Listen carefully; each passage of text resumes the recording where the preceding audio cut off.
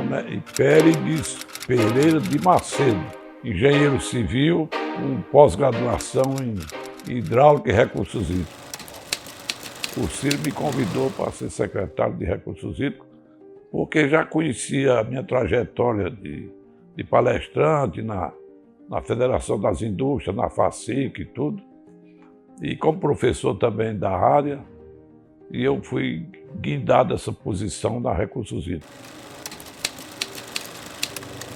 Meu grande trabalho na Recursos Hídricos do Ceará, no primeiro governo do Ciro, foi transformar uma Secretaria de Irrigação, porque ela foi criada à sombra da política do doutor Vicente Fialho, que era o ministro da Irrigação na época. Então era uma secretaria muito voltada para a irrigação, um programa muito conhecido, chamado de kits de irrigação, né? Então foi um programa muito importante, mas acontece que eu tinha o objetivo de transformá-la numa Secretaria de Recursos Hídricos e não de irrigação. Eu fui um dos primeiros engenheiros do Ceará a participar do GEIDA, né? Eu fui ao Rio de Janeiro participar do GEIDA. E comecei a política de irrigação, praticamente, né? Então, mais de 100 projetos aqui do Ceará eu participei. Eu cheguei a ser projetista, não foi só coordenar. Eu escrevi os canais também. O Vale do Curu, você chega hoje no Ceará, o Paraipaba, o Forquilha, você vê canais por aí espalhados, onde eu trabalhei mais de 100 projetos.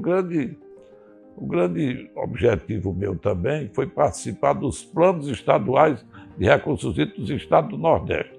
Acho que de Tocantins ao Rio Grande do Norte, eu fiz plano estadual de recursos hídricos. Então eu participei da Paraíba, do Maranhão, do Piauí, do Rio Grande do Norte, Pernambuco, de Alagoas, eu participei de todos esses planos. Fui inclusive o coordenador. Neles eu expressei a opinião que eu tinha sobre como enganchar os eixos de transposição dentro do território dos estados, os canais de integração, as obras fundamentais desses planos. Tem muitas já organizadas por aí, a Adutora do Oeste, do Agreste, o sistema do Pajeú, o sistema da Borborema, todos esses grandes projetos do Nordeste, do Piranhaçu, do Curema Mãe d'Água. Eu trabalhei em tudo isso aí e coloquei isso no plano, né? Eu tive a sorte de estar no lugar certo, na hora certa. Quando eu terminei meu trabalho aqui no Ceará, o presidente Lula chamou o ministro Ciro Gomes, que eu acho que ele foi o responsável pela transposição, e não fosse aquele jeito determinado do governador Ciro e do ministro na época, não tinha saído da transposição, porque ele enfrentou barreiras. E o Ciro enfrentou tudo isso, e eu na trincheira dessa luta também, né? Então eu acho que minha formação cultural no Colégio Cearense, meus artigos, minha luta política na engenharia, isso me deu força. E o presidente Zé de Alencar, o vice-presidente Zé de Alencar, tem lá uma portaria que diz assim: incumbiu-me o senhor presidente da República, Luiz Inácio da Silva, a convidar o senhor Hipérides Pereira de Macedo para coordenar a transposição do Rio São Francisco. E eu recebi essa notícia com muita responsabilidade e aprovei numa resolução solitária, que na época eu era o único coordenador de despesa do Ministério, o resto era tudo consultor, e eu, numa resolução, aprovei um projeto do INPE, o projeto de transposição feito no governo Fernando Henrique, pelo Instituto Nacional de Pesquisas Espaciais. Era um edifício de 7 andares de papel, mas eu sabia o que é mais importante, porque a maior parte daquele papel é planta e perfil. Eu tirei aquela parte mais importante, fui várias vezes a São José dos Campos para entender sobre o projeto, e quando foi em 2004, eu assinei uma resolução aprovando o projeto, senão não tinha licitação, não tinha obra. Então está aí, essa resolução foi publicada, ainda hoje tem, né, assinada por mim, aprovando o projeto de transposição do Rio São Francisco. Foi esta resolução que desencadeou o projeto de licitação das obras, né? E assim começou a transposição. Então essa visão foi o começo da minha política. Exatamente na primeira vez que eu fui secretário. Era distribuir água no território, através de açudes médios. É como se eu dividisse o Oroz em 40 pedaços. Eu, no lugar de concentrar num ponto só, eu distribuía a água no território. E, ao mesmo tempo, conduzia essa água para a cidade, para os pontos de consumo, através das adutoras. A adutora é um braço. O açude é um manancial parado, pontual, e o poço. Alguém tem que levar essa água para a ponta dos dedos, exatamente a adutora. Então, esse programa, Açudes Médios e Adutora, deu ao Ceará um ganho fundamental na qualidade da água que abasteceu as pessoas no estado. Então eu comecei esse programa de adutoras e açudes médios e tive a sorte de ganhar 500 quilômetros de adutora da base aérea da OTAN, né? Eu recebi de presente 200 e depois 300 quilômetros de tubo de aço carbono de duas bases da OTAN na Alemanha. Esses canos vieram de navio e isso gerou 500 quilômetros de adutora. Quando eu cheguei no Ceará, o Ceará só tinha 50 quilômetros de adutora. A adutora de Acarape, cerca de 40 quilômetros, e uma adutora no Cariri. Quando eu saí, a primeira vez que eu trabalhei, já deixei o Ceará com 600 quilômetros de adutora. Quando o doutor Tasso participou da Conferência Mundial de Haia, onde ele representou o Ceará já tinha 1.500 quilômetros de adutora. Então foi uma mudança brusca que aconteceu nesse período, né? Essa foi a política. Mas, além disso, aí caminhou muito mais profundamente a chamada integração de bacia, porque a água foi muito mais volumosa sendo transferida através de uma integração entre as bacias. Aí teve o Castanhão, que é o coração da integração, e o pulmão da transposição, porque o Castanhão funcionou como o coração da integração, porque ele mandou água para Fortaleza, mandou água para Russas, mandou água para Aracati, mandou água para Limoeiro, mas, ao mesmo tempo, ele recebeu depois a água de São Francisco. Então ele funcionou como o pulmão, né? Então ele foi o coração e o pulmão ao mesmo tempo. Eu achava que o Ceará precisava distribuir a água no território. A gente tinha muita água concentrada na primeira ordem. Os grandes açudes, Oroz, Araras, Banabuiú, e isso era pontual. E não atingia grandes vazios hídricos que existiam no Ceará, sem qualquer manancial para abastecer cidades importantes. Por exemplo, Lavras não bebia água sadia, bebia água poluída do Rio Salgado, advinda dos esgotos do Cariri, né? E dos hospitais também, dos dejetos das cidades. E eu comecei a montar uma política de açudagem média. Eu escolhi aquilo que Luiz Gonzaga inspirou a gente. Ele dizia que o rio Pajeú nasce, o riacho do Navio corre para o Pajeú, o rio Pajeú corre para o São Francisco, o São Francisco vai bater no meio do mar. Eu digo, bom, isso é uma inspiração da seca. E concluí que a seca não está no São Francisco e nem no rio Pajeú, a seca está no riacho do Navio, que é onde começa a água. É o primeiro afluente, é o manancial onde nasce na serra. Então, nós temos que fazer o riacho do Navio, vários riachos do Navio, entre a cidade e a serra. Por quê? Porque a serra não tem poluição e a cidade tem que ficar depois do açude. Então, se o senhor observar bem, todos os açudes que eu fiz, cerca de 30, 40 açudes médios, foram construídos entre a serra e a cidade. Então, ele olhando para a cidade. Então, abastecendo com água limpa, água da serra. A mortalidade infantil caiu lá, foi para baixo, é como dizia o doutor Tasso Gereissati. Não foi o metrô, nem as estradas que resolveram o problema da mortalidade infantil. Foi o açude de terceira ordem do secretário de Recursos Hídricos, porque ele botou água sadia na casa das pessoas. Me lembro que eu quis levar para Brasília o parlamento do Castanhão para os açudes, só funcionou enquanto eu estava na Secretaria Nacional de Recursos Hídricos. Depois que eu saí, acabou essa política democrática das pessoas atingidas pelas grandes barragens.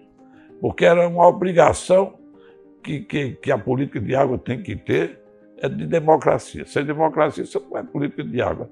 Você não pode desapropriar as pessoas sem ter cuidado nas suas casas. Todo mundo recebia uma casa e um lote familiar e um lote agrícola, né? Aí criaram as agrovilas. Lembra-se que foi meu orgulho grande, não é nem um açude, é a agrovila, porque eu coloquei as pessoas perto d'água e em solos agricultáveis. Então, é fundamental que as pessoas que moram ali mudem de patamar. Se for para ficar pior do que já estão, que é o que acontecia normalmente, se desapropriava e abandonava os moradores, os vazanteiros e os pescadores. Não, você tem que transformar aquelas pessoas em pescadores, vazanteiros e agricultores irrigantes. E foi assim que foi feito. As agrovilas, você chega hoje, eu acho que elas vão virar cidade. As agrovilas que hoje são distritos vão virar cidade. Um dia desse eu vi uma reportagem do Globo Rural sobre a agrovila do Aracoiaba. Todo mundo plantando feijão e distribuindo numa casa de condigna, uma casa de alvenaria, com lote familiar arborizado, com fruteiras, e um lote agrícola produzindo feijão. É assim que se muda a vida das pessoas. Isso dá um objetivo. Tem um engenheiro francês, o engenheiro Drummond, que ele dizia: nada justifica a obra pública se você não mudar a sorte e a vida das pessoas. Se você não fizer isso, você está na estação de bomba do canal do Midi, do sul da França. Essa frase desse engenheiro, que eu nunca esqueci, que eu acho que é isso mesmo que justifica a obra pública, principalmente quando se trata de água, que é uma coisa inerente à vida da população.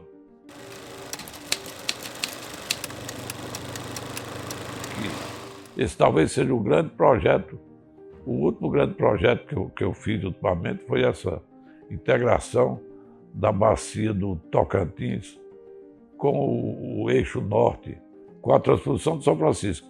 Eu, no lugar de fazer uma transposição paralela, eu fiz uma emenda da transposição do Rio São Francisco com as águas do Tocantins. Eu apenas adicionei a água do Tocantins para aumentar a água do Rio São Francisco. Eu fiz uma palestra sobre a integração do Rio Tocantins, que, na minha visão, quem está mais perto da pré-Amazônia é o Nordeste. É muito fácil você trazer água do Amazônia para o Ceará. Ninguém tem essa facilidade do que a situação que nós temos, porque nós estamos próximo do Rio Parnaíba e quase ligamos a fronteira da Foz do Parnaíba, do Ceará. Ali entre Parnaíba e Camucim, nós somos vizinhos praticamente. O rio Balsas, que nasce no rio Tocantins, né? O rio Balsas nasce praticamente a mais do rio, a mais direita do Tocantins, ali na região de Imperatriz e na região de uma das cidades importantes da região. Então, o rio Balsas traz água para o Parnaíba, então nós estamos vizinhos à pré-Amazônia. Então a água da Amazônia está muito próximo de... Então esse projeto que eu apresentei no Senado, ainda hoje está lá guardado. O presidente Michel Temer até quis colocá-lo em prática, também o ministro Rogério Marinho quis começar, mas você sabe, recurso e dinheiro, né? O Brasil está numa situação não muito confortável. Então isso ficou guardado para uma situação posterior. Também não tinha nem concluído direito a construção do Rio de São Francisco, que ela enganchou por muitos anos aí, às vezes por falta de recursos e às vezes por questões administrativas também. Então está esse projeto. Isso, de fato, foi muito bom, porque a gente está olhando para o futuro e eu ainda hoje estou engajado nessas questões todas para responder sobre esse problema da integração de novas bacias com o semiárido do Nordeste. Então, de fato, isso tem uma repercussão muito grande no Piauí. Aquela região do Piauí que ainda hoje sai na televisão seca, é por onde passa esse projeto que eu imaginei. Então, acho que é isso, meu legado é esse, foi o que eu aprendi desde pequeno, né, lá em Iguatu. Eu nasci do lado dos canais ali da Penha, do Sítio Penha, em Iguatu. Meu pai era um técnico agrícola, formado pela Escola de Areia, na Paraíba, né? Aluno de Pimentel Gomes, um dos grandes engenheiros agrônomos do Nordeste, né? E meu pai sempre me deu ensinamentos, né? Meu pai organizou a primeira horta, né, de Iguatu, organizou a mecanização da agricultura na região de Iguatu. Iguatu era o centro do Ministério da Agricultura, de todas as políticas, né? Foi ali que nasceu o arado, o cultivador, o detetizador, o defensivo agrícola, né? E como era uma várzea algodoeira, né, ao lado da Desson Cleito, da Cidal, daquelas grandes empresas, eu via o trabalho de meu pai na parte de agricultura e depois na irrigação, né? O papai desenvolveu os canais, que Iguatu já tinha grandes exemplos, né? Desde a década de 40 que Iguatu tinha 5 postos agrícolas, né, em torno da cidade. E papai foi mais um. Então eu aprendi toda essa política com meu pai. Eu estudava numa escola rural e eu todo dia que ia para a escola, quando eu não ia a cavalo, eu ia a pé, ao lado dos canais de irrigação, né? E eu via todo aquele projeto de irrigação, escondia as frutas debaixo das folhas, né? Quando elas amadureciam, eu passava no outro dia para comer a fruta, né? Então ata, por exemplo, eu pegava uma ata de vez e escondia ao lado do canal, no outro dia, 2 dias depois, eu sabia onde ela estava. Então tudo isso eu aprendi, essa minha vida desde pequeno que eu aprendi. A primeira uva, quando eu assisti Sansão e Dalila, eu fiquei com inveja de Sansão comendo uva diretamente da parreira, né? Eu me lembrei, quando eu fui o Gadelha, Iguatu tinha a primeira plantação de uva, que meu pai me apresentou, e eu quis imitar Sansão comendo uva diretamente da parreira. Então essa minha formação eu tenho desde pequeno, e nunca esqueci esse modelo. Quando eu fui crescendo, fazendo engenharia, eu já tinha essa visão, embora eu tenha uma cultura iluminista, porque quem foi aluno do Colégio Cearense tinha a obrigação de ler a história da filosofia e os grandes pensadores, né? Quem lê os artigos que eu escrevi nos anos 50, 60, nota que a minha formação é de filósofo, de pensamento. É o pensamento filosófico dos grandes pensadores do iluminismo.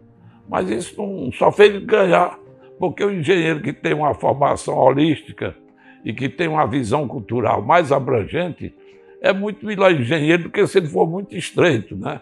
E eu tinha essa visão cultural, por isso que eu gostava de conversar com o Lustosa, com os jornalistas, porque eles também tinham formação cultural, e eu também tinha. Eu, de fato, inclusive nesse trabalho que eu estou fazendo, eu fiz questão de registrar esses meus colegas, todos eles, tem um pedacinho onde eles contribuíram, né? O professor Viana, que fez a primeira tarifa de água bruta, o professor Ricardo Miranda, que emendou o ProURB com o ProURG, que tirou do ProURB a semente do recursos hídricos com o Banco Mundial, que antecipou todo esse programa de financiamento, né? O professor o Rocha Magalhães foi secretário de Planejamento do primeiro governo Tasso, que foi quem me abriu as portas do Banco Mundial. Ele foi quem disse: olha, publica o livro da doutora Judith Tendler, da Haiti, um governo nos trópicos. A tese da doutora Mônica Amorim, faça a Ensine e faça o Ardas. Com isso, o Ceará está aberto para receber o dinheiro do Banco Mundial.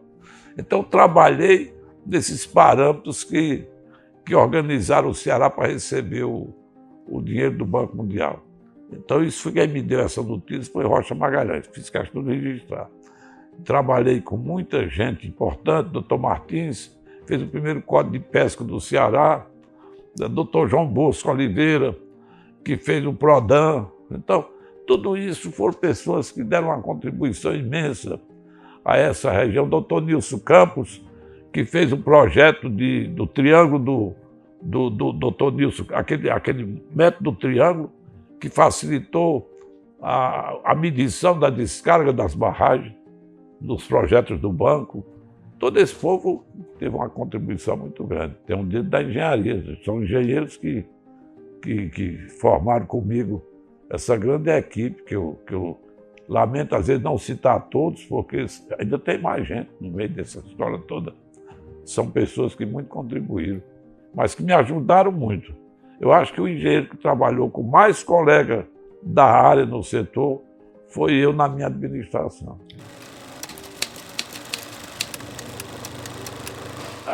Eu fico muito confortado, satisfeito e premiado com a sorte que eu tive de colher esta trajetória.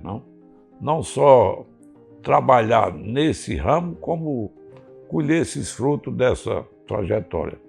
Eu recebi homenagem no estado de Nevada, nos Estados Unidos, fui homenageado em Dunkerque, na França, né? Participei de palestras em Grenoble, na França também, fiz palestra no Chile, na Argentina e tudo, e trabalhei em todo o Brasil, do Rio Grande do Sul ao Pará. Eu participei de seminários internacionais. Isso foi muito bom para mim. Eu tenho todo esse acervo guardado, registrado. Eu até guardei isso para guardar, não para escrever sobre minha pessoa, mas para o cearense saber da história da seca e da transformação que o Ceará precisava para poder conviver com esse fenômeno climático que tanto assolava a cabeça do cearense. Eu precisava botar um jardim na cabeça do Ceará. E o pessoal tinha na seca na cabeça, né? Me lembro quando o Gilberto Freire fez uma palestra, que o Ceará foi para o Acre, que lá tinha água, aqui não tinha. Mas levou a seca, ficou mais pobre no Acre, que era uma região de muita água, do que aqui no Nordeste, que ele já tinha alguma resistência. Significa que Israel, que veio da Rússia com a formação de grandes universidades, trazia o jardim na cabeça, transformou o deserto do Oriente Médio no jardim. E nós não soubemos nem conviver no Acre. Até porque a gente tinha seca na cabeça. Então precisamos botar na cabeça do cearense o jardim para poder a gente irrigar. Hoje você vê, nós estamos produzindo tomate, flores, né? A Ibiapaba foi convidada agora pela Espanha, uma proposta para produzir blueberry, né? Uma fruta nobre que se produz no Canadá, porque a Ibiapaba é a nossa Califórnia. Então o Ceará começa a despertar o interesse de países de fora para poder virar esse jardim que antes era um deserto, mas agora começou a irrigar e começou a ser a segunda bacia leiteira do Nordeste, né? Quem é que acreditava nisso, né? E Luiz Girão hoje transformou o Ceará nessa bacia leiteira tão importante. Então eu acho que eu me lembro que como eu fui integrado a toda essa história, eu me sinto confortável e realizado nessa situação. Sim, eu acho que o curso de engenharia civil, eu soube que está diminuindo muito, mas eu queria que meu desejo agora, que eu estou começando a trabalhar também nessa área da universidade, alimentar essa formação da engenharia e manter esse legado, essa ideia que a gente tem que cada vez mais consolidar essa ideia de fazer uma engenharia voltada para a nossa região, voltada para o nosso clima, para a nossa seca, que vira uma palavra, hoje é uma palavra-chave de solução, não é mais de problema, é uma palavra de solução, né? A seca e o clima hoje são palavras de solução, porque tem a água que nós estamos trazendo até de fora, importando, e se transformar água com seca e solo numa coisa importante que é a nossa planta, que é a nossa agricultura irrigada.